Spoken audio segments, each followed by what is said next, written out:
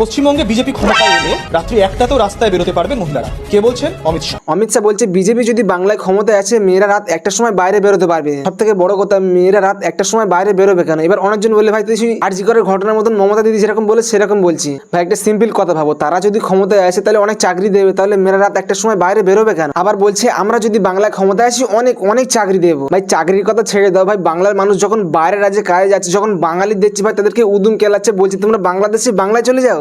रास्ते में जाता हूँ, ये बंगाली है, इसको मारो पीटो। जे ये लोग तो तुम सब चला जाओ यहाँ से, बांग्लादेश चला जाओ। हम लोगों का गुनाह क्या है? वेस्ट बंगाल होना क्या हम लोगों का गुनाह है? উল্টে ভাই অমিত শাহ আসামে গিয়ে বলছে আমরা যদি ক্ষমতায় আসি একটা করে গরু একটা করে মহিষ দেবো, কিন্তু চাকরি দেবো না। दोनों लोगों को चुनकर भेज दो। असम के हर जिले में के घर में एक गाय और एक भैंस देने का काम। ভাই অমিত শাহ ভালোভাবে জানে এদেরকে চাকরি দিলে ভাই এরা পরে প্রশ্ন করবে, কিন্তু রাখাল বানিয়ে রাখলে শুধু গরু চড়াবে।